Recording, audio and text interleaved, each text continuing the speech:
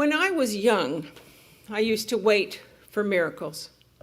I had read stories about Bernadette and Joan of Arc and thought maybe I could hear a vision, hear a voice or see a vision.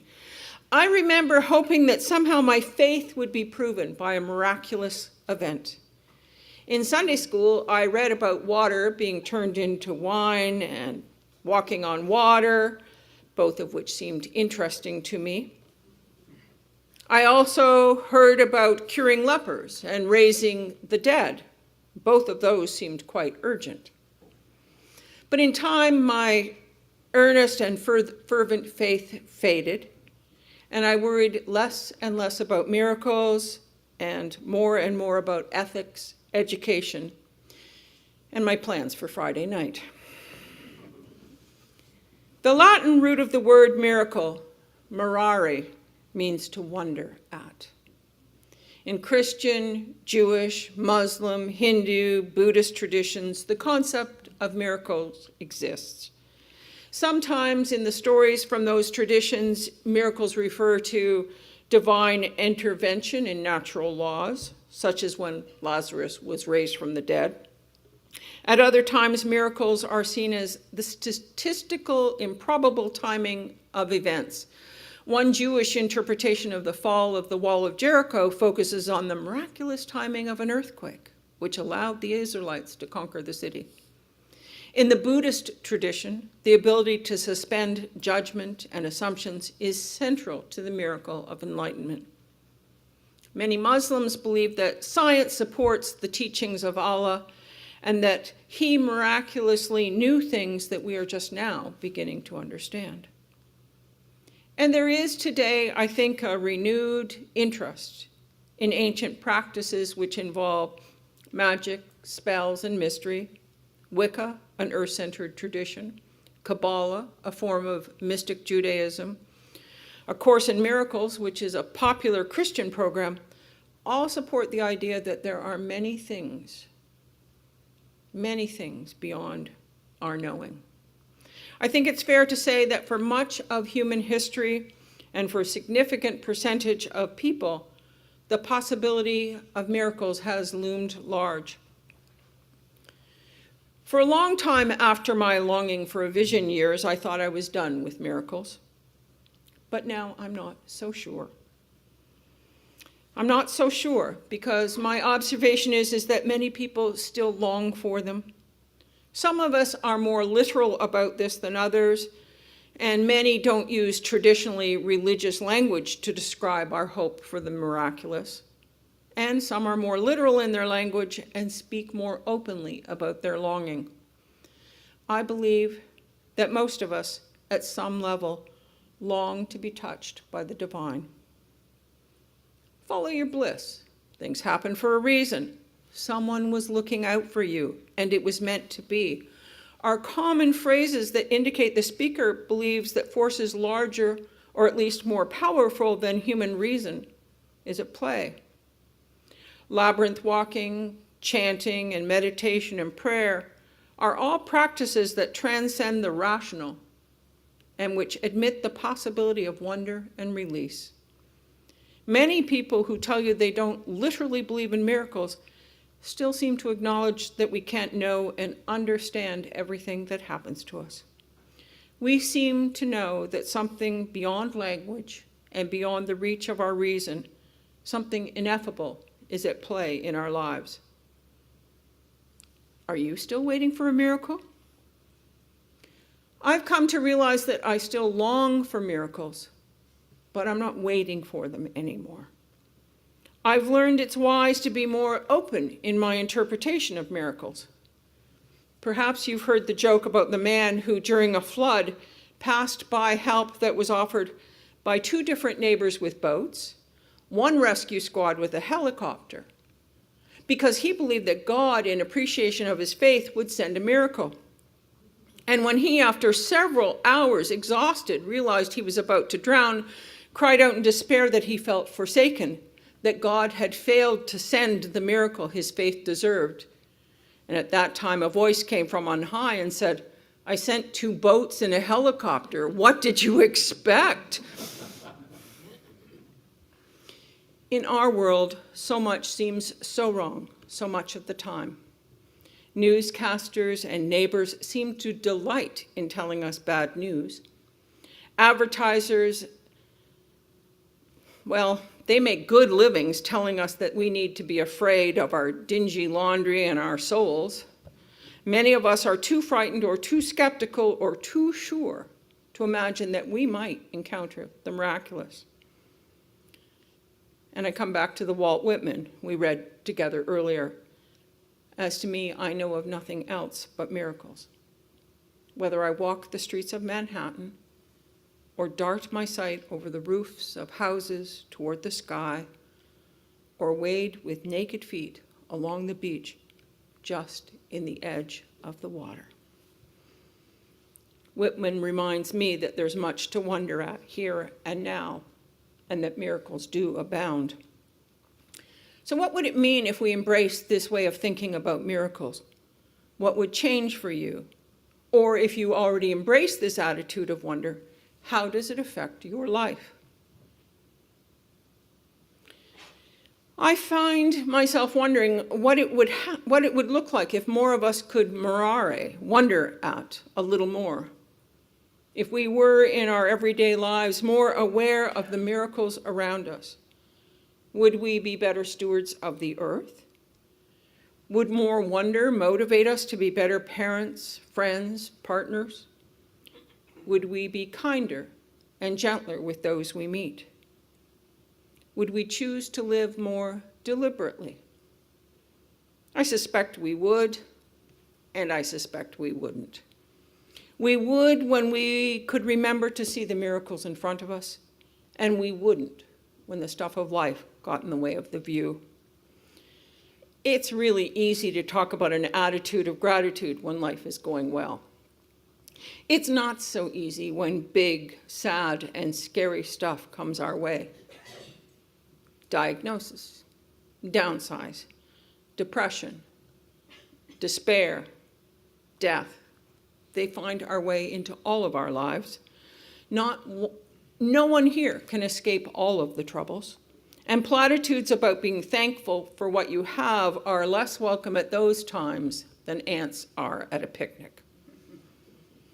Who among us hasn't looked with fury or sadness or amusement at the cheerful person who reminds us that we'll be stronger for the trial, or that we just need to remember all our blessings?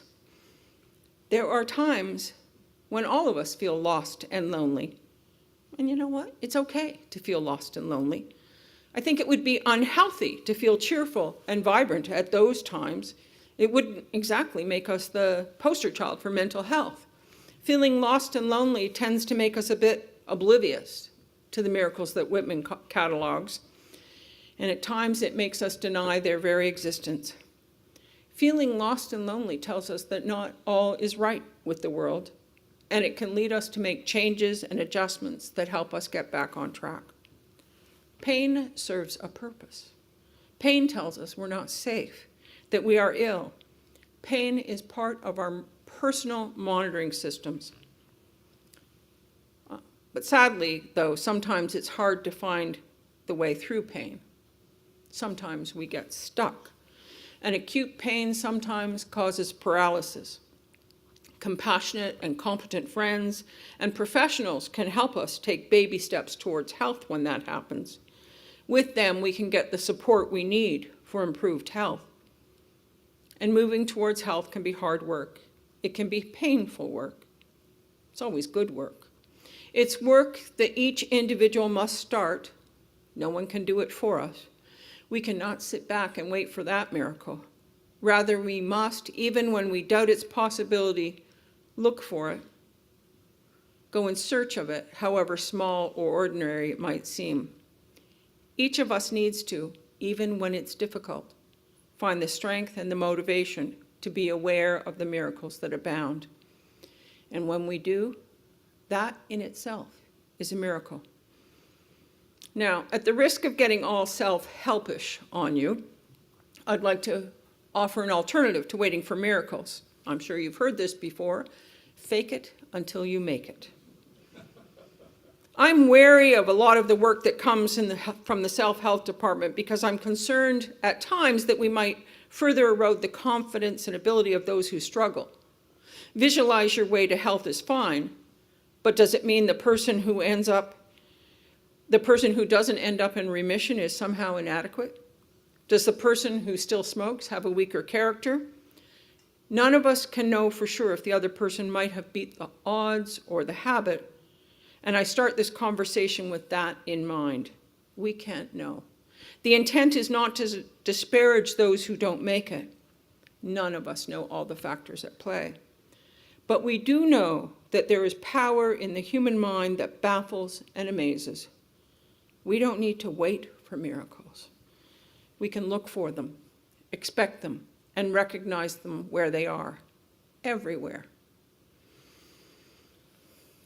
A colleague of mine, a former classmate, Reverend Ashley Horan, lives just down the street in Minneapolis from where Renee Good was shot and died this week. Ashley reports, and she's an on-the-ground social justice minister at any rate, she reports that people of all faiths, all backgrounds, are coming forward to escort children to and from school, are bringing food for those who are volunteering, and are sending money to support those who need it because their lives have been disrupted. She reports it is breathtakingly beautiful what's happening. Perhaps a miracle is worth noting in the midst of the fear and the chaos that's found wherever it happens, whether it's in Iran, our northern indigenous communities, the Sudan, or Minneapolis. Neurologists are beginning to learn more about the interplay between actions and our brains. Those who chant, meditate, or think positive thoughts do, in measurable ways, affect their brains. We know that stress has negative effects on our immune system, our blood pressure, our memory, and our heart. And so for all of us, finding practices and attitudes that reduce the negative effects of stress have been proven to promote greater health. For some people, religious faith and practices can play that role. We know that our bodies and our minds in an elegant interdependence affect one another.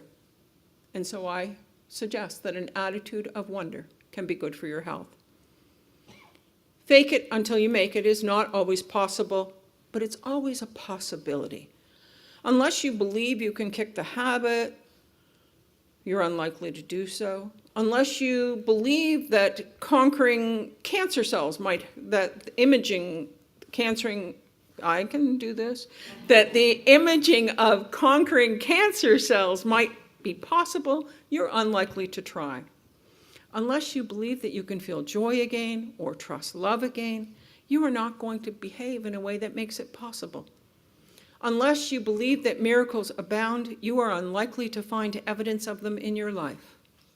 Unless you open your eyes and hearts and mind to the possibility of the miraculous, you likely won't see it. The idea that we make choices that create our reality is not new. We prepare not through elaborate and complicated regimes, but by finding a simple path, following it, and acknowledging our limitations. In Psalms, we are reminded that we have a choice of reaction to the wonder we find in our daily life. This is the day that the Lord has made. Let us rejoice and be glad in it. And Art read earlier from Thich Nhat Hanh, every day we are engaged in a miracle that we don't even recognize. A blue sky, white clouds, green leaves, and the black, curious eyes of a child, and our own two eyes. All is a miracle. So we can raise the bar and only consider the very extraordinary to be miraculous, or we can lift our eyes and see miracles all around us. We get to choose. In the end, it's an act of faith to believe in and to expect miracles. Some days we can feel like Whitman and say, as for me, I know of nothing else but miracles. And other days we may feel forsaken and struggle to find a sense of wonder and joy. But in the struggle, it is possible to find our way to an appreciation of all the wonders around us, to recognize that miracles do abound, to find reason to wonder every day is a choice that many of us can make. And in making that choice, we can consider our response to the world of wonder that surrounds us. Hearts and minds full of wonder and appreciation can call us to be more attentive and careful with the miracle of creation and to show more compassion to our fellow travelers. Even while we plan for our future, working towards an education or trying to save a bit of money, we know there are no guarantees. Today is the day we have. Waiting for a miracle instead of seeing the one right in front of you might mean you miss it altogether. This is the day the Lord has made. Let us be glad and rejoice in it. And let's all take a few breaths together.